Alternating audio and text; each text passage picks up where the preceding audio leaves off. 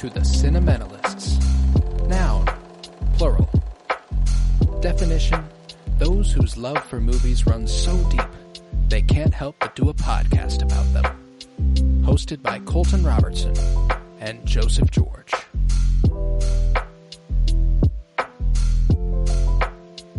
Hello, everybody, and welcome in to the Cinementalists. Today, we begin a brand new project, the top 100 films of the 2020s. So far, we are halfway through the decade, and what better way to gauge the temperature than to rate or rank 100 films? I'm so very, very excited.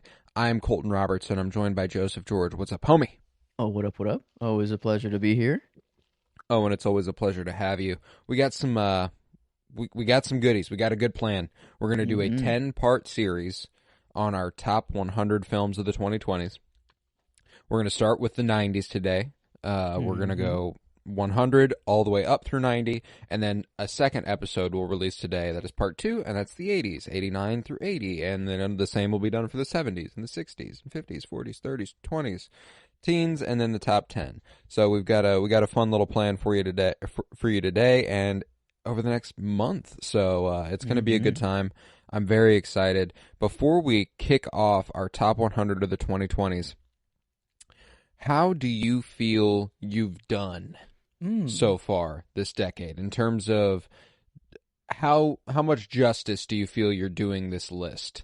I feel, yes, this is great. I'm glad you asked me this to begin, because I feel like it is kind of important to kind of give this little disclaimer. And like I think halfway through the list, I become proud. Is like, I'm like, okay, these movies are like, I do love them, and I do have a lot of things to say, and I actually do care for them. And like, I think it's just, in this decade, or so far, I've switched my movie watching tendencies. I've become less of a comic book movie fan, or just, I guess, I don't know. I care more for Die Hard. Yeah, I like the good movies, the films. I don't know. It's been an awakening. The cinema. Yeah, no, it definitely is the case. You know, like in 2021, for reference, and maybe it'll come up in. I'm sure it will, but there was, No Way Home and Shang-Chi and Eternals and Venom 2 and there were a ton of 2021 movies that I caught in theater, but they were all those. There was like nothing but that, and that was the beginning of me kind of evolving. And now that I'm already thinking about that, no. It's fine. It's fine. Can't go back now. I guess I could go back now. I'm gonna go back now. I'll figure it out. But I literally just thought of a movie I saw in theaters in 2021 that I can't wrap my head around why it's not on this list. Oh. But wow, look at that. You start talking, you realize stuff. But yeah, no, Well. we got a lot to look forward to, man. It's going to be a lot of fun because I'm pretty proud of the list from the jump. I love a lot of these movies, and I've got some piping hot takes already straight out the gate. I'm sure some people will find. Wow!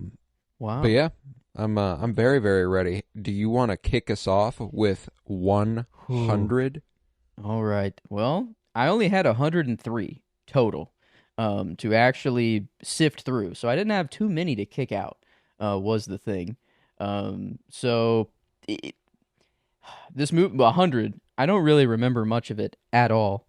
But it only had to beat Morbius, Madam Web, and Rebel Moon. Were the three super movies. high bar, high bar. So we are very, very low. We're at the bottom. And this, I barely remember watching this movie, but I at least remembered it more than Rebel Moon, which I thought was crazy. And it's a Mark Wahlberg movie. I think it was watched with the family. It's called The Family Plan. And yeah, I mean, it's just a classic Mark Wahlberg. He's a trained assassin, basically, and more movie ensues. So I mean, that's all I can say about this movie is that it beat out Rebel Moon, Madam Web, and Morbius. But yeah, that's how my list is starting off. So and then that's to show how I think throughout my list you'll see the evolution. I think definitely pretty pretty clearly. It goes from pretty much yeah. a lot of comic book movies, a lot of just kind of bigger, kind of cash grabby feeling movies. Right. But yeah, I don't know. It's starting off a little weak, is because I something had to be at 100. And No, I feel that. way. I feel that. I wanted to exclude Rebel Moon kind of as a, I don't know, off principle, and it is actually just I don't remember a thing about that movie. Rebel Moon is so fucking forgettable. Yeah, I'm glad you bring up your first out because I do want to. I just added a movie right now, and I know it won't be in this episode, so I don't really have to evaluate where it's going to go immediately. I could just throw it up on the list, and I'll figure that out later. But my first out was actually it's much more difficult to assess than Madam Web, Morbius, and Rebel Moon because I think my list consisted of 250 movies. Many more. Now it wasn't strictly difficult to be like, okay, I'm comfortable leaving this out of the top 100, but those couple right there on the cusp, it's like, how do you really differentiate between these for me? You know, like there's not a lot that makes them stand out, but I did just add one, so I have to shout out my first out, and it's Drive Away Dolls from 2024. Joel Cohen, Margaret Qualley. So fucking funny. Love that movie to death. Coleman Domingo, Pedro Pascal, Matt Damon. Super funny cast. Really solid film. But yeah, first out, my 100 is Fancy Dance. It's another 2024 movie directed by Erica Tremblay, starring Lily Gladstone. And the premise is that her sister has disappeared, and Jax and her niece, Rocky, must stick together, desperate to keep what's left of their family intact. Jax and Rocky defy the law and hit the road on a journey to the Grand Nation Powwow in Oklahoma City. It's really, really heartfelt, really, really sweet, kind of not really found family because they are family, but like they discover the love that they have for one another, and they get to really anchor their relationship. It's a sweet film. Really, really moving and really poignant. So Fancy Dance comes in at my 100 spot. Damn, that is a crazy difference there. The Family Plan versus, I don't know. I haven't seen the Fancy Dance, but I already can tell you 100% I would like it way more. It's a better movie. Yeah, I haven't seen the Family Plan, and I can tell you it's a better movie. I don't think you need to. I honestly, I don't think it's really that worth your time. But wow, okay, Lily Gladstone, yeah, can't go wrong. Gotta love some Lily Gladstone, yeah. So okay, well, moving on is, I guess, my first official comic book movie here. I don't think the Family Plan comes from any comics, but this one, I'm not gonna the Venom movies. I don't know, they got me excited, and I was really hyped for this one, and the cast kind of looked a little insane. I don't know. It's Venom. Let There Be Carnage is where this one comes in '99. Woody Harrelson. I don't know. I don't know. I kind of. He just usually, if he pops up in a movie, it's just. I guess it's. Oh, it's good. It's good usually, but I don't know. This one, it might just be a while ago, and I don't really. I need a rewatch, but I just kind of remember it being a little. I don't know. Like, kind of, I liked the first Venom movie, I think, a whole lot more. And then after that, I don't know. They just kind of lost their steam for me for whatever reason. I don't know why. And maybe it's just kind of Sony's, movies that they make it large. Sony's. It's a little bit of a rough slate they've got going on, as Craven just came out most recently, and I'm never going to watch that. Yeah, it's. And they did like that little, end, like this is the end of Sony, or something at the end of that movie. I feel like of kind of like remember. I didn't, yeah, I guess it was kind of that. like a at the end of all the X-Men movies when they did kind of that flashback kind of montage. The time of your life. And they did one of those, I think, but for Sony stuff, and it was just funny to see Morbius, and like it's like, yeah, let's remember in any capacity. That's remember funny. the good times that we had, but yeah, no, this I guess Venom, this a little bit earlier in the time, still 2021, I guess here. I will say a revisit of Venom might make you realize that it's probably the best looking comic book movie of one of the best of the last decade, for sure, of the last 5 years. The cinematographer is Robert Richardson. Obviously, it was directed by Andy Serkis, also one of his only directorial efforts. But Robert Richardson also shot. He's been a Tarantino collaborator, a Scorsese collaborator. He's done a lot of good stuff. He shot Casino, Kill Bill both the Kill Bills, Django Unchained, Once Upon a Time in Hollywood, Inglourious Basterds, Shutter Island, The Aviator. So the guy that was shooting the film was no fucking joke. Very, very talented gentleman there.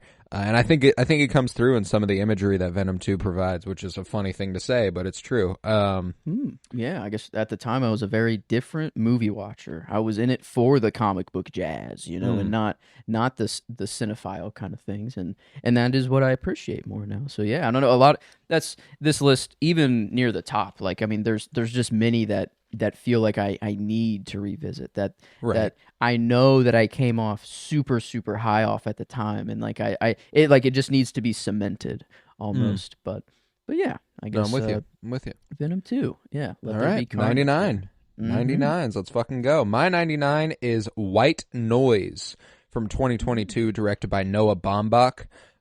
This is famously the husband of Greta Gerwig now. Greta Gerwig is actually in this movie. It's also Adam Driver, Don Cheadle. It's a great cast. It's sort of a disaster film. A chemical spill happens when a train crashes near their city, and the whole city has to evacuate. And it's kind of this dark comedy, pretty surreal at points. It's really, really good. I think it's caught a bad rap. It's got a 3 stars on Letterboxd. And it's a relatively, even curve. Like, it meets in the middle pretty well at 3 there. And I think that for me that's too low. I think it's a goodie. I've only seen it once. I need to revisit it, like you said. That's probably why it's at 99 here. But I do enjoy it a great deal, and I can't wait to watch it again. And getting Greta Gerwig on screen, I do love me some Greta Gerwig as an actress. Maybe not quite as much as I love Little Women or Lady Bird, but she's great, man. And so her being the on-screen wife to Adam Driver, that's a really, really strong combo that I appreciate a great deal. So White Noise there with Noah Baumbach. Question for you here: Did Adam Driver, did he keep that girth while he was on screen? Does he have the presence still in this one? Kind of like a Ferrari on or a level we have never seen before. No, he is he's incredibly girthsome. Very, very girthsome. He's quite the girth. He demands your attention. There's actually like a point in the movie that the point of the part of the movie is that you cannot help but listen to this fucking guy. Wow. Okay. It's a good part of the movie. He's a professor of Hitler studies, actually. So he's giving monologues about fascism and the rise of evil and what we do in the face of it and all that good stuff. So he's like not a fan, don't repeat history sort of way. Okay. He's just it's cautionary tales sort of. Okay. Okay. Whew.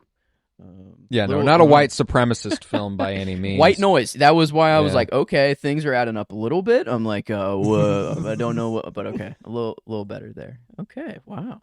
But yeah, a lot. It's crazy. Just the going back and forth here between these lists, because it's just like even that. I feel like this is a well-made movie, very great actors, and then I guess if you're done with White Noise, I guess I was about to move on. Okay, well, Space Jam too, with LeBron James, and it's like in the only reason I get like that it's 98, not 100, is because I just remember more of that's kind of what kind of where these movies fell is like, okay, I actually remember some parts of the movie. There were some parts that I liked, blah blah blah, but even these are still kind of like. These are the most nothing movies on my list by far. Right. But I guess it was just kind of, it was our Space Jam. We didn't, our LeBron, our Jordan. And they tried, to do something new. They tried to and bring it into the modern age, which you can respect. I can Yeah. respect that they made the attempt to do something original, but one of these, like, do something original with an IP, with an idea that is inherently unoriginal. They tried to do something original. So, like, gotta tip my cap to that. Yeah, I really wish it wasn't awful. Yeah.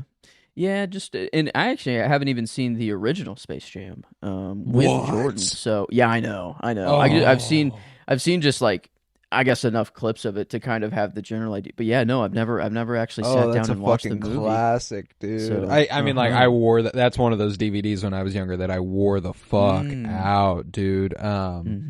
Yeah, I Yeah. don't know. That it feel now that I say that, I feel a lot worse now that I've seen the LeBron Space Jam, not even the OG, but gonna fly like an eagle. Yeah, no, there's some good stuff. There's some great. I mean, Bugs Bunny. I fucking love Bugs Bunny. I'm a big Looney Tunes guy. Grew up on the Looney Tunes hard, so it was a little bit of a heartbreak that this movie wasn't as awesome as the original because it's the only thing Jordan has up on LeBron. That's a conversation for another day. That's awesome. Oh, I'm definitely saying that to my father. Oh, yeah, he'll love you that have one. to. You, Oh my you got to God. pull that out. I've told my dad that expressly, and he got so fucking mad. I was like, the only thing Jordan ever did better than LeBron was Space Jam. His Space Jam is better. There's no doubt about it. But that's the only thing that's inarguably better about him. You know. Yeah, that one's being used 100%. So, okay. Wow. But All yeah, right. just the good old Space Jam This with LeBron. 98's where I have my piping hot take. I feel Okay. like far and away the highest rated. It's the highest rated on Letterboxd that I will have for some time. I don't know. I'm trying to see what next spot has as high a rating as this does. So if you'll excuse me, my 98 is Spider-Man Across the Spider-Verse. Okay. This is where I'm implementing what is pretty much widely considered the best comic book movie of the 20s, aside from the Batman. I think that this movie is a lot of fun. I think that it's a really, really well animated, like just gorgeous to look at, dude. And I think it's really, really depending on what comes next. You know, I just don't think it doesn't feel like a full movie. It feels like 2/3 of a movie, and we also managed to stretch that 2/3 into 2 hours and 20 minutes. So, Yep. it's just a bit much. I think that it could have been a lot better, but regardless, even in just like story-wise feeling like it could have been better, like I said, it's unbelievable to look at. Daniel Pemberton's score of it is fucking gorgeous. I love some of the performances in there. A big fan of Oscar Isaac's Miguel O'Hara. I think that there's a lot of really, really impressive stuff being done with Spider-Verse, so I don't want to dismiss it altogether. Obviously, it's in my top 100 of the decade. But yeah, I would have benefited from a little bit more from this one. It had the potential to be a lot higher, and it was not. So, and this isn't I only watched it once. This is actually one of only. Oh, okay. I watched a few of these a couple times. That's kind of crazy. Wow. All right. Well, fuck it. I was gonna say it's the only one in the 90s. I've watched 4 of these more than once. So fuck it. Or 5? Yeah. Holy shit. No, 4. Okay, we're good.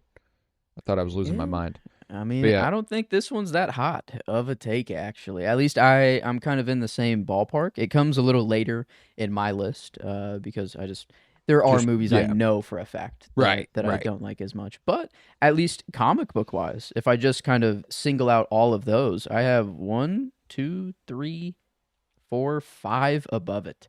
And not that they are. I don't think some of them aren't. The craft of them might not be as strong. Some of them are, but like the ending kind of just gets to me. I don't know. Like it is just like No, it'd yeah, be kind of it's a crazy really, if- really impressively done movie that just does not complete itself, which is, like, I understand there's a part 3 and that's part of it, but it prevents this movie from being as good as it possibly can be, like, if I was talking Into the Spider-Verse wouldn't be for a couple weeks, like, I love that movie. I think that movie's incredible. And I think Across the Spider-Verse is really well done, but I think it leaves a little to be desired. But I will say it's a top 2 Marvel movie in my list. Okay. Then So it is a top 2 Marvel of the decade for me, apparently, after I'm looking at this. Okay. Yeah, I got a couple coming, but DC seems to actually have kind of just owned this year. I've got for 3 comic book. DC, I think, and they're all above the Marvel ones. Yeah. It's just sometimes it's just how it goes. That's definitely a transition we've seen in this Yeah. decade. Yeah, for I sure. feel like as well, but yeah, I don't know. It's the Spider-Man. I love Spider-Man's my favorite hero that there is out of anybody, and to have this movie, it's kind of like if Empire Strikes Back just ended on a crazy cliffhanger that you're like, well, come back for Return of the Jedi to get the rest of the movie, and it's like, no, the Empire stands on its own. Return of the Jedi stands on its own. It's like they are movies, and I don't know. It kind of is a principle thing rather than the movie just actually being bad or like Right. worse than others. But okay, yeah, I guess I don't know. I was expecting something. I don't know what I was expecting. I guess. Well, but it's just I know that you feel the way about Across the Spider-Verse that I feel, but like I said, it's rated 4.4 out of 5 wow on IMDb or on Letterboxd, and the next one that's rated 4.4 has to be at the fucking top of my list. Like it's the rarefied. There's a couple 4s, but there's nothing that's that high that's this low, Wow. I'm scrolling and scrolling. It's just kind of a sad, I don't know, a sad reality that we had with that one. It was great up until the last couple, just the ending, and it was like, oh, that's the end of the movie. Okay. Well, I guess I'll come back and what they promised. What, a year did they say Right. that the next one? Yeah, right. Like, and then everyone was like, okay, sure, sure that's happening, and still haven't heard much on whenever that movie's coming out. So, My next one that is a 4.4 isn't until the top 25. Okay. So just a little frame of reference for why that will be viewed as a hot take. Yeah, that makes sense. For your list, it definitely makes sense. Like for the hot take, like down there. But like I guess me like that. I don't know. It feels like no, that feels sort of where it's placed amongst. I guess the riffraff. Yeah, I get the you. other I get comic you. books and stuff. But okay, wow. What's at Into 97, my friend? Well, we're sticking with the comic book vein. And this one is Wonder Woman 84. Ooh. And I mean, kind of another one where the ending kind of just goes a little crazy. But I was enjoying it for the first like little bits of the movie, like Pedro Pascal in there. Pedro Pascal's fun. The whole opening sequence where they're running on like the obstacle course on Themyscira, that whole thing, that's dope. Yeah. Yeah. But yeah, And then- no, I'm with you. It's, Yeah, I don't know. The ending, it just they kind of went crazy a little. I don't know what the antagonist kind of. I mean, it was Pedro Pascal eventually, but then the kind of cheetah. Yeah, slash, Cheetah. Oh, just cheetah. Okay, Yeah. there it is. I mean, kind of. It just didn't seem to fit the movie, I guess, or like totally, and things were just kind of. I don't know. It kind of just seemed a little all over the place. But I don't know.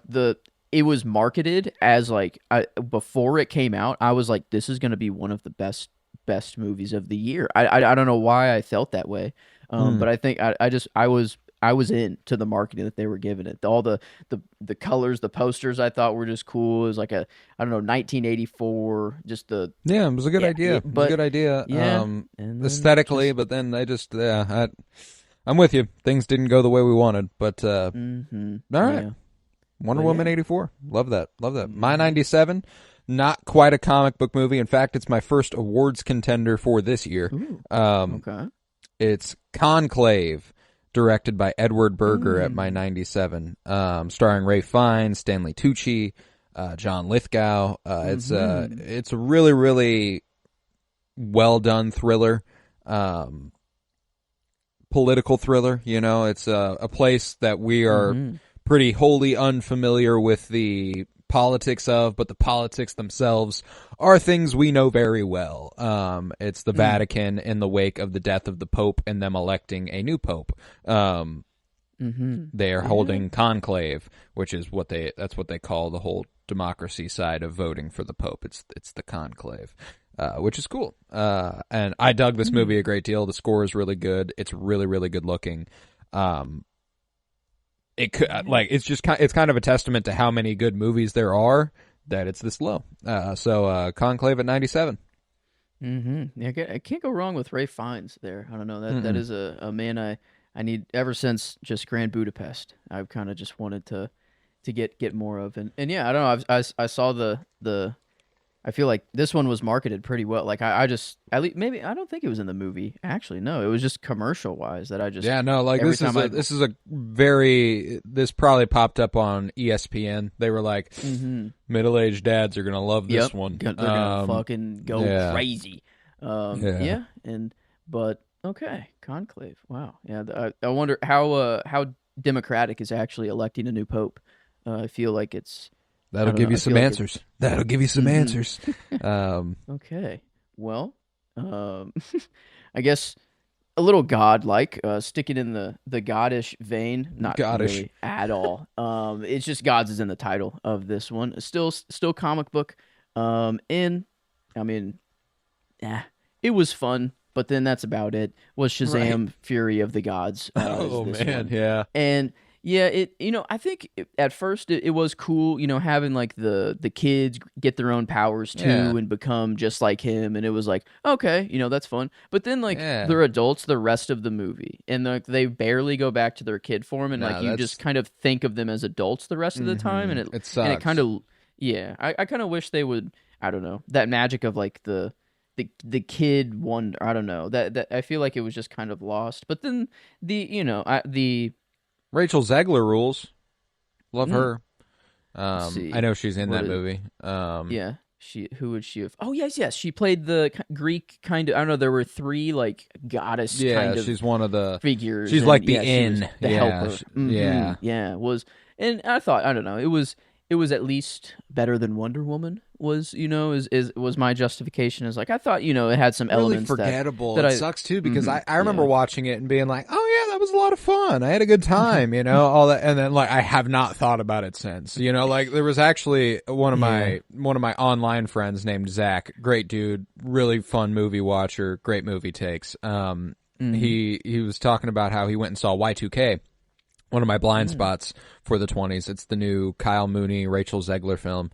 And he was like, I didn't realize I've never seen Rachel Zegler in anything. I've become a big fan of Rachel Zegler, and I didn't realize that's entirely through how she seems to carry herself as a person. And I was like, holy shit, you're right. I don't think I've ever seen Rachel Zegler in anything either. And then he was like, yeah, I know a lot of people have seen the Shazams. And I was like, oh yeah, okay, I have seen Rachel Zegler in something. Completely forgot about that. I've now watched her in a couple things, but I still need to get around to Hunger Games 5, the Songbirds and Snakes. I really, really need to watch that. She led that, big fan of the Hunger Games movies. That probably would have been in the top 100, I imagine, just given how much I like a few of the other four. I was gonna say this hasn't come out. I'm like, she's Snow White in a live action Snow White movie, and it's like, she's about to be. She was in West Side Story. She led West Side Story, the Steven Spielberg movie. But all right, something good out of Shazam, I guess. Yeah, Rachel Zegler. So. And I'm pretty sure Lucy Liu's in that movie, if I recall correctly. Yes, who also rocks. Love me some Lucy Liu. Okay, man. Yeah, I guess. Yeah, the main cast, is one thing. I feel like the dude can't go just wrong kinda, with a little bit of Jimon Hunsu. I don't know. I feel like was Zachary Levi the guy that kind of went crazy a little bit and just I don't know exactly what happened with him, but I just remember that people were like, okay, I think we're kind of done with you.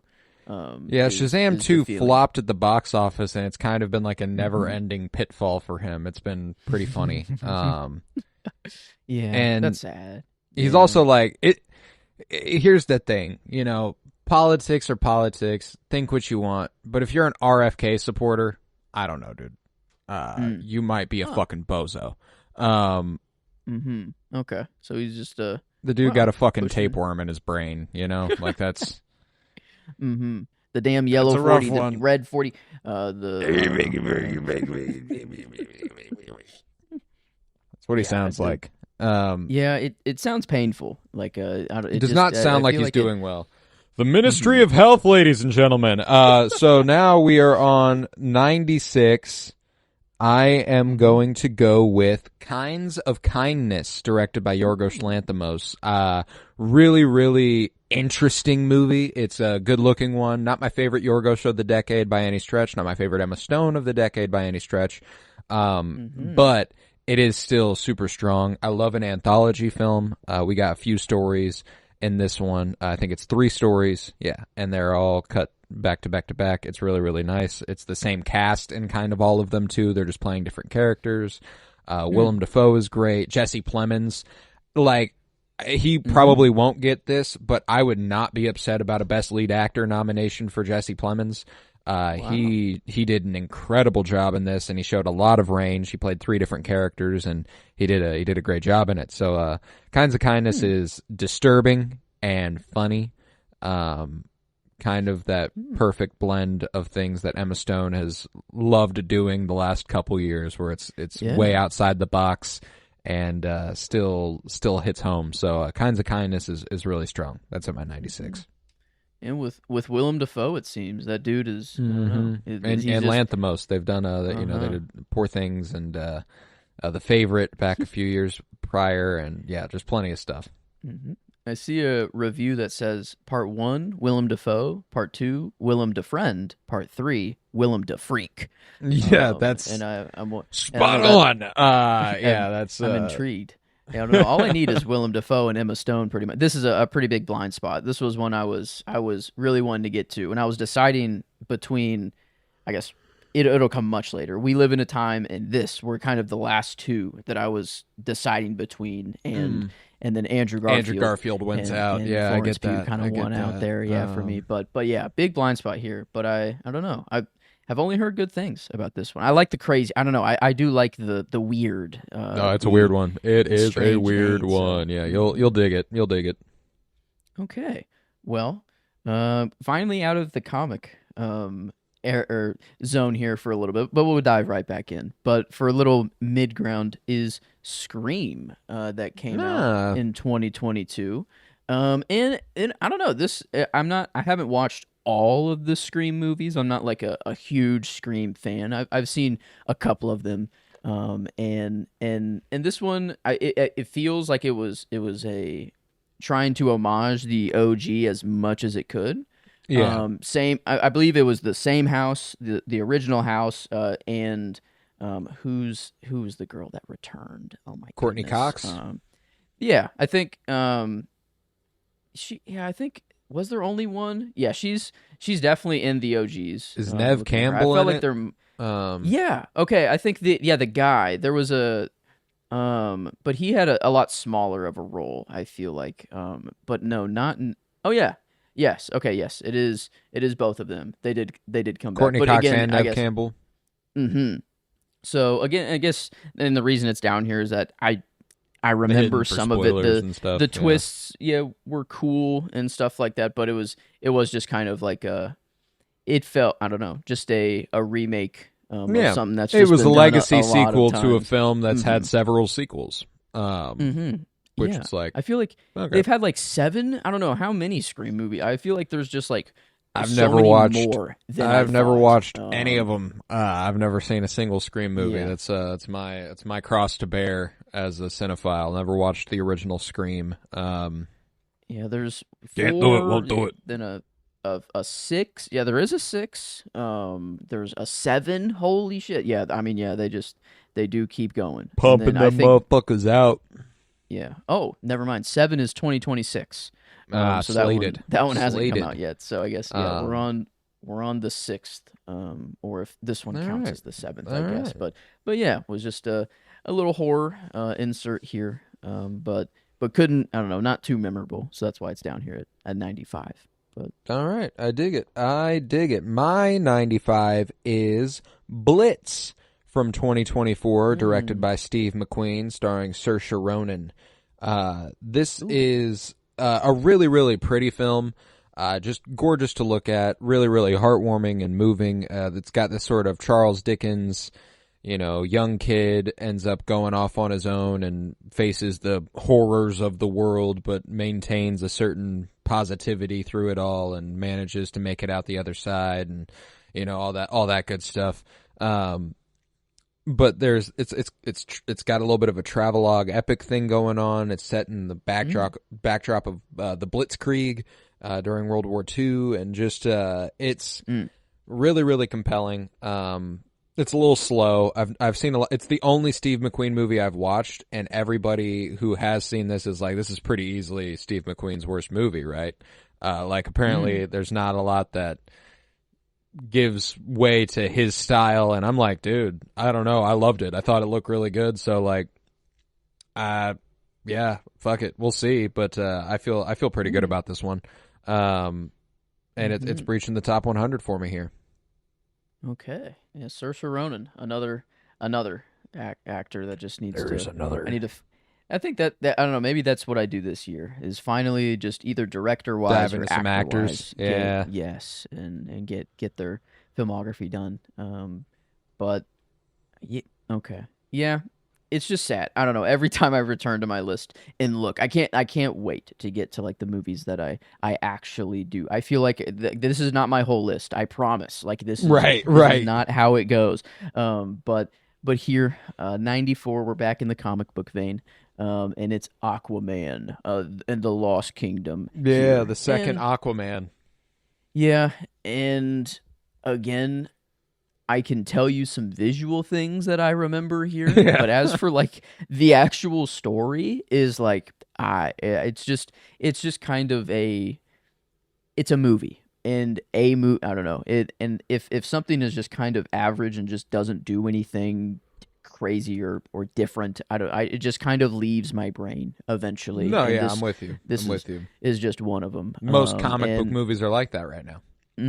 Yeah, it's just, I don't know. It's just a weird state that we're in, is that we can have a decade and have some absolute bangers, like some of the best comic book movies to come out. The Batman, we have the Suicide Squad, we have like just really just well made, thought out comic book movies, and then I don't know, we just have the litter of The just schlockiest kinda- stuff in 20, yeah. 30 years. Yeah. No, Yep. it's real. It's real. And- Yeah. That's about the only thing I can say good about it, is that there were some points that I'm like, oh wow, that actually looks pretty cool, or like just for a comic book movie, not like cinematically wise, just kind of like the what was his name? He looked like a praying mantis. I just don't know what his name actually was. Black Manta? Oh, Black Manta. Okay, so a little close, but like his design was pretty cool, and just I don't know, just the I love that nature actor of just- too. Yahya Abdul Mateen. He's really, really talented. I never watched Aquaman 2 though. I think that yeah. I think this one slid past me. No, I mean, no rush at all. I think that it's just, yeah. I don't think there's really any reason. I'm never going back to it.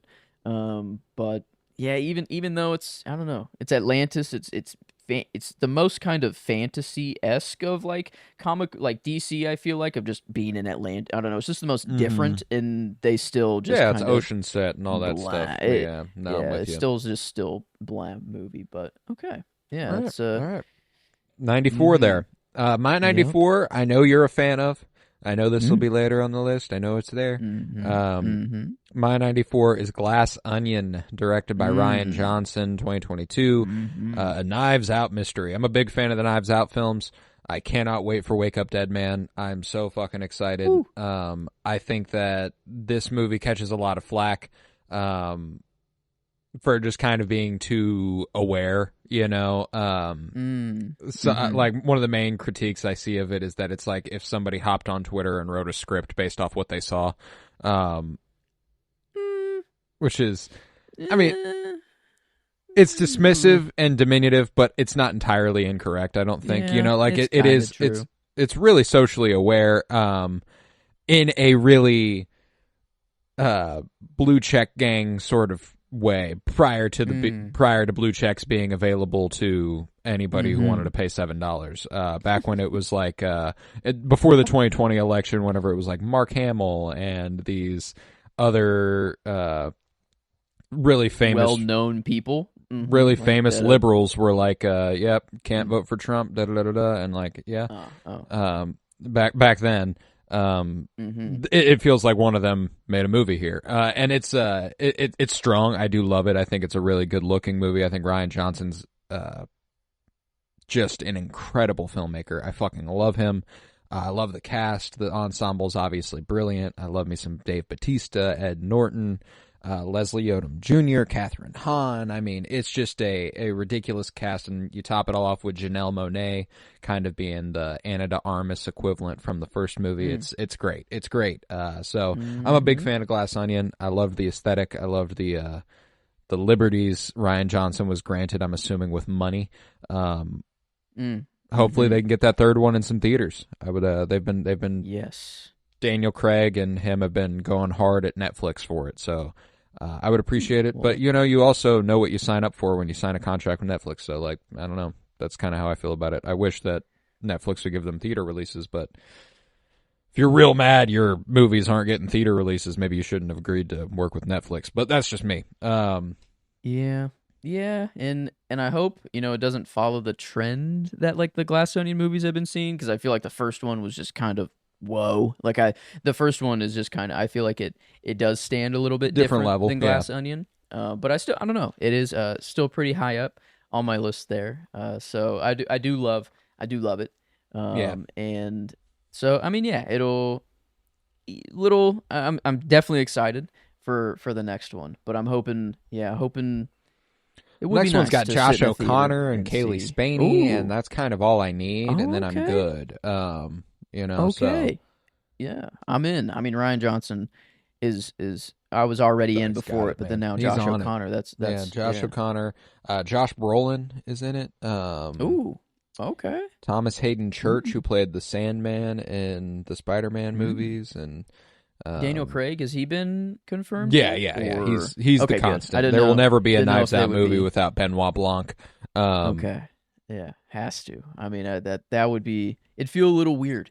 Be blasphemous. without It'd be Benoit. blasphemous. Yeah. But yeah, so that's my 94. Okay. Well, here, I guess some people really, really loved this movie, and I can't believe the love that it saw. But this Deadpool and Wolverine is what I have at 93, and yeah, there were some cool moments, some cool cameos, some whatever. But one of the like most bland comic book movies, I don't know that I like. It just looked Grotesque. gray. The blank just desert landscape for a while that they were in was just like just bad. And then like I don't know. I just for people saying that this is by far the best Deadpool movie is that's crazy to me. Absurd. Like to say that this is Sorry, is better Sean than Levy one doesn't or have two. any of the juice that David Leitch does. He just doesn't. Not even Yeah, close. that's- Not even I fucking mean, close. Yeah. I watched I just- I watched 65 2024 movies. This ranked at 63. So Yeah. it's also not in my top 100. Yeah, I would really wish if it wasn't. That's that's the one thing I wish is that I did have movies to insert here because they guaranteed would be going above all of these, and like they would be kicked out. And I I haven't hit that critical mass of like, ooh, no, this one I have to keep in. Like I really, really want to keep this one in the Right. 100. And so like that was kind of my. At least what I realized is that okay, well, it's just my movie watching, you know, tendencies have just changed, and this is I don't know, it is a good time capsule, at least for me. No, for sure. This a little list, bit of a to see how it blend evolves, of but- the Mhm. before four times. I get Yeah. it. I get it. But beautiful, beautiful. Deadpool and Wolverine at 93. My 93 is Lisa Frankenstein, directed by Zelda Williams. This has Catherine Newton and Cole Sprouse. Just a really, really sweet horror comedy thing going on. Horror romantic comedy, furthermore. Really, really. It's got a lot of reverence for old horror movies, like old horror movies, almost 100-year-old horror movies, that sort of thing. It's pretty to look at. It's got that really fun neon electric aesthetic, and I think that that's a great time. It was written by the same chick who did Jennifer's Body with Megan Fox and Amanda Seyfried, which even if you are unfamiliar with the title, you'll be familiar with some of the images from it. But yeah, no, Lisa Frankenstein, great stuff. Catherine Newton I'd only seen her previously in Quantumania. Oh, she is in Quantum. Oh yeah, wow. She's what's his daughter's name? Yeah, Paul Rudd's daughter. Whoever the daughter is. Was she Cassie Lang? That's what it was. There it is. Okay. Yeah. Wow. Yeah. Lisa Frank. At least it was one that I did put on the list to watch, and I might hypothetically put on a hard drive. Off of the aesthetics of it alone, and just kind of Cole Sprouse. Super I cute. guess grew up with him too. Oh yeah, dude. We saw this in theaters back in February of 2024, and we were like, just I have A-list. Let's go check out a fucking movie, And we walked out fucking loving it, And I think that's a good sign, So 93, Lisa Frankenstein. Okay, well, moving on to 92 here. Starting to get into the comic book movies that I sort of am liking. I don't have terrible things to say about them really anymore, I guess, or too terrible. But this one is where the Marvels will slot in here. Love that for me, and just I guess the rest of this episode will just be comic book movies for me. And so I am finishing out with only comic book movies, and they naturally just kind of found their way at the bottom of the bottom list. 10. I'm with you. And that's just kind of how it is. But at least there is a jump from Deadpool and Wolverine to the Marvels. Like this one, it felt a lot better. I'm feeling the things I should feel during a comic book movie. And the dynamic between the three, I don't know. I think it was just a really unique thing to write into a story of them all trading places at first and not knowing why, but then using it to their own advantage. And then and so I mean, it was not anything that surprised me too much in the movie or anything like that, but it was, I don't know, I thought it was just a lot more well done than Deadpool and Wolverine, and in a cool, in this era of Marvel, this one was, a lot of people love to shit on it and hate on it, just cause men, and everything like that, but no, this one was a more of a delight and more of I'm with you. I'm with you. Nice, just and Brie Larson, Aman Vellani, and Teyonah Parris, they've all got just great chemistry. It's a great Samuel L. Jackson turn in there. He did a good job. And I love me some Nia DaCosta. She's also done Candyman. That's another Yahya Abdul-Mateen one, and that one's a good movie. I need that one. That one's Candyman's been one I don't know. That one was a long time ago that I wanted to watch that. That was man, I forgot about that. But well worth your time. Worth your time. But Nia DaCosta the ship. My 92. We actually caught this in theaters together. This is where I have Godzilla -1, directed by Takashi Yamazaki. I mean, and I'm not going to tell you anything you haven't already heard about Godzilla -1. This shit's really dope. It's epic. It's beautiful to look at. There's some pretty unbelievable VFX in this motherfucker. I think that I've said many times that if the movie ends like 10 seconds earlier, it's perfect. It's just like, oh God, what are we doing here? And it is what it is, man. But you know, you got to respect the grind. Takashi Yamazaki was like, "I'm gonna make another one of these. I promise." You know, I love that confidence. I love that energy. So you know, keep it up. But yeah, no, Godzilla minus one's really, really just unbelievable stuff. The first Godzilla I ever saw in theaters, and it was not a disappointment. Saw it last year on my birthday, actually, my 24th birthday, as we approach my 25th. Okay, it's pretty cool. Wow. Yeah. Yeah, I wonder. I mean, and it did win. Did it win? I feel like there was one best award. VFX. Yeah, it won best visual effects. Okay, that's good. I remember seeing the creators like hearing that they won and like, or I don't know, hearing seeing, that they like, were nominated and they had all their little oh, Godzilla that's what it was. toys and Okay, stuff. yes, that's right. I know it felt like they came to the red was... carpet fucking dripped out too. They had like the Godzilla fucking leather hide high heel like platform shoes. It's fucking gorgeous. I loved it. But yeah, Godzilla minus one's the shit. 92. Okay. Yeah, it'll be a little bit later in the list. But man, yeah, I can't wait to get back there and talk about it again. But moving on here, in this one, it was the actual only one where I was going back and forth down here on this list, kind of, was whether the Marvels would beat this one out or not. And it was just kind of, this one felt a little bit more unique and I just a little bit more memorable. And it's Quantumania. And it kind of, the whole Jonathan Majors situation kind of throws an egg into this one, with like the post-credit scene and everything, or the ending.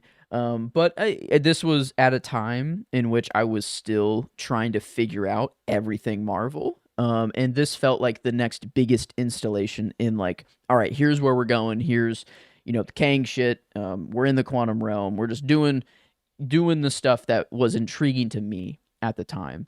And I thought it was just really cool, you know, in the quantum realm, whenever you saw those they drank that fluid or whatever that made everybody understand languages, and just having all the different walks of life and aliens and stuff. I thought just you don't usually get that in Marvel. At least they're starting to get there now, because we can go to space and do all these crazy things. But I think, I don't know. First Katie O'Brien appearance in this project. Oh yes, she'll come a lot later on, as well. That's for sure. Who was she in this? She was like the badass who led the revolution in the quantum realm. Okay, it's before we knew it was Katie O'Brien for real. You know, like damn, she definitely had a little bit of a breakout. Can you believe it's already been? I mean, next month it'll be 2 years since this movie came out. That is crazy. Yeah, that's just not okay. I don't know. That's but yeah, and again, it's kind of, I was going back and forth of putting the Marvels above this one, because I feel better with watching the Marvels. I feel like if I rewatch any of them, it would be the Marvels rather than Quantumania. But I think there was more MCU juice. It felt like with this one going on, and and just the big, I don't know, there was a big battle, I guess, at the end with, and then Scott having just that worry of like, oh shit, wait, did we win? You know, like did we do, like, did we do everything right? Just the thought of a little Kang, freak out at the end and everything. Yeah, that's good stuff. It's good stuff. But yeah, my 91 is Teenage Mutant Ninja Turtles Mutant Mayhem. Loved this one. I grew up big Ninja Turtle guy, so this was a pleasure. It was like the first good TMNT movie since the original TMNT movie, which came out long before I was born. So you know, I grew up with that a little bit, but like I was also young, so like some of the visual effects and stuff, I was always like, this is bullshit, let me watch Star Wars. You know, I've grown to appreciate the TMNT movie quite a bit, the original Mutant Ninja Turtle movie. But this was great. This is kind of the first that's come out in my lifetime that really, really resonated with me, which is funny because I was fucking 23 when it came out. But it's true. It's a goodie. I love it. I thought it was fucking hysterical. I love Io Adebri. And I think that it's really, really well animated. I think it's a pretty movie to look at. So I love me some TMNT. And with that, we can get to 90. But before we get to 90, before we get to the last of the episode, I want to tell you an official announcement here. Prior to the last movie on our list for this episode, The Cinementalists is doing a giveaway. A giveaway. You must be on Blue Sky to really, really act on this. So if you're not on Blue Sky, you ought to head there because you'll find information on our giveaway where we will be giving out a Blu-ray copy of Paris is Burning, the Criterion Collection Edition, a Blu-ray version of Certain Women, also Criterion Collection Edition, and a Letterboxd patron membership, which is $50 a year for you to get access to all sorts of features Letterboxd has for you. I love it, and I would love to share that joy with other people. So there's a bunch of information on a graphic over there explaining how you enter, but the basics are this. You got to subscribe on YouTube. If you're listening on YouTube, you're already one step ahead. Go ahead and just click that subscribe button.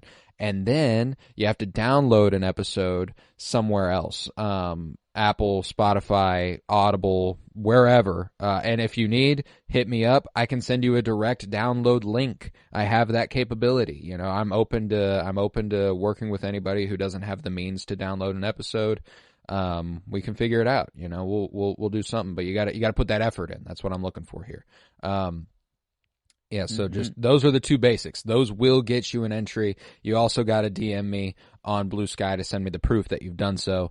And there's a little bit more of a caveat there. We have ways to earn additional entries, and this is why it's important to be on Blue Sky, because if you like and repost that graphic, you will get an additional entry. If you reply and at a friend, tag somebody, you can tag anybody, I don't give a fuck, you will get an additional entry. And the last caveat is every episode you download from the Cinementalists will get you an additional entry. And as of today, I believe there are over 30 episodes right now. I think 32, maybe 33, something like that right now. Either way, you can get 32 or 33 entries if you try hard enough here and download every episode. And that's just how many additional entries you can get based off of the downloaded episodes alone. So you got to check it out. If you want a copy of Certain Women, if you want a copy of Paris is Burning, if you want a copy of Letterboxd, or if you want a Letterboxd patron membership, all of those things could be yours. You know, we're going to select a different winner or a different name for every item, but the more entries you have, the more likely you are to get all three if you want. So go ahead and check that out. Enter that contest. Enter that giveaway. I would be happy to provide you with a little joy with a movie or with a Letterboxd membership. So go ahead and check that out on my Blue Sky at Colton Robertson. All right, let's get to 90. Okay, the last comic book movie for a little bit. I guess, just until next episode. But here, this one, at least it's better than Quantumania. At least it's better than the Marvels. I do actually have problems with it. It's The Flash is where I have this one, and the whole AI recreation of things. I just kind of forget about that part of the movie whenever Christopher Reeves and Adam West and Supergirl, George Reeves, and you know, I guess we had Nicolas Cage in there as Superman for a little, you know, but that part of the movie, I'll throw it out. I kind of forget about it. It's whatever. But I don't know, having just some legacy character, like, I mean, we just have Michael Keaton as Batman, which was Sick. Was pretty cool. But this really didn't feel like a Flash movie, really whatsoever. It was just kind of, I feel like, well, we can do this. We know it's going to make a bunch of money because Michael Keaton's in it, right? And here we go. But yeah, and that's honestly, now that I'm thinking about it, probably should be below the Marvels and below Quantumania. But I thought at least it had, I don't know, there were some cool, like Supergirl. Was actually really Sasha cool Calle is really dope. Yeah. I liked her as Supergirl for sure. Yeah, she did well. Ezra Miller, I don't know, the whole Flash part of the story was whatevs, but but I don't know, seeing the old Batman stuff brought into the new world, I thought was pretty cool for the time. And then just the way they ended it, and just the VFX were like, I mean, horrendous. Yeah, it's crazy it's real that bad. it passed the kind of like, yep, let's put this one out, let's ship it to the The theaters. video guys. game load-in screen that they have during the Whoa. middle of it, where like you become the Yeah. characters whenever it switches to first person, or third person, I guess. The baby, all the babies falling out the window, and he's having to save them. Like it just I don't know, it was crazy how just kind of bad that some of the VFX looked. But yeah, it's, a weird way to top off the list, that's for sure. Hey, I'll be but- balancing you out here with my last Marvel movie. 90 is where I have Guardians of the Galaxy Volume 3, Okay. directed by Yeah. James Gunn. Really, like, it just again speaks volumes to how good the 20s have been, that this is at 90, because this is definitely my favorite Marvel movie of the decade. And it's sitting here at 90. I think that it does a lot of good. It does as much good as it can, given kind of the hand it's dealt after Infinity War and Endgame. And I think that's a tough task, and I think James Gunn lived up to it. I think that they managed to create a really compelling story of loss and longing between Gamora and Peter, which is what you needed to do. They figured that out. I thought that Rocket Raccoon's story is really incredible.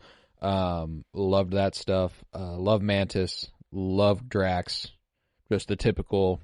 Love all that. High Evolutionary's dope. Great villain. Yeah, there's a lot to like. There's a lot to like here, and James Gunn's got the juice, so I'm really excited for the DCU going forward. Oh yeah, kind of I don't know, a lot better. The Flash versus Guardians 3. Yeah, Guardians 3 comes a little later in my list. I do still have it up there a little bit, not too high. I'm not as a lot of I was very, very eager, or very, I don't know, just I put them very high, the top comic book movies, and then when I did my reorder, they dropped down quite a bit, but still, it won't be for a couple weeks that I won't talk about Guardians 3, but yeah, much better than the Flash to top off the comic book kind of Love vein that. here. So, But yeah, let's go ahead and run that back. Give me 90 through 100 on your list, and I'll do the same, and then I'll do the plugs, and we can get the fuck out of here. All right. Me, 90, I had The Flash. 91, Ant-Man Quantumania. 92, The Marvels. 93, Deadpool and Wolverine. 94, Aquaman and the Lost Kingdom. 95, Scream. 96, Shazam, Fury of the Gods. 97, Wonder Woman, 1984. 98, Space Jam, A New Legacy. 99, Venom, Let There Be Carnage. And 100, The Family Plan. Almost certainly the heaviest comic book movie episode we'll get is you got 4 out of me and 7 out of you or something like that. So 100%. Yeah. 3 out of me. 3 out of me, 7 out of you. But yeah, my 90, Guardians of the Galaxy Volume 3. 91, Teenage Mutant Ninja Turtles Mutant Mayhem. 92, Godzilla -1. 93, Lisa Frankenstein. 94, Glass Onion. 95, Blitz. 96, Kinds of Kindness. 97, Conclave. 98, Across the Spider-Verse. 99, White Noise. And 100, Fancy Dance. And with that, you can head on over to part 2 where you'll get the 80s, and we've got some more goodies coming your way. And immediately looking at the 80s, we're in a different league for me. It's already it's a level up. It's a level up, which is what it's going to be every single episode. Every single episode we're leveling up. So yeah, you should be on YouTube. You can subscribe over there, like, and all that good stuff. And if you subscribe on YouTube, you're already halfway to a giveaway entry, so you better just go ahead and do that. How about, go ahead and download some episodes, leave a 5-star rate and review wherever you might be listening. Would appreciate that greatly. You can follow me on Blue Sky at Colton Robertson, and you can keep coming back week after week. Next Friday is my birthday, and I'm very, very excited for that. We'll be covering Willow, the Ron Howard film from 1988. Super excited for that. So part 3 and 4 of the top 100 will actually be out Wednesday. So we're going to, we got part 1 and 2 today, part 3 and 4 next Wednesday. And then the Fridays after that in January are where you'll find the rest of the top 100. So just keep coming back week after week. You shan't be disappointed. We got a lot of good movies to discuss some movies to discuss, as you heard here. Mm-hmm. But that's the fun of it. That is the fun of it. So the top 100 will be going all month long, and you better keep on coming back for it. But yeah, with that, I was Colton Robertson. I was joined by Joseph George. Thank you very much, homie. Oh, thank you for having me. It's always a pleasure to be here. Oh, and it's always a pleasure to have you. And go ahead and throw on a couple 20s movies in the meantime and come on back and keep kicking it with us, all right?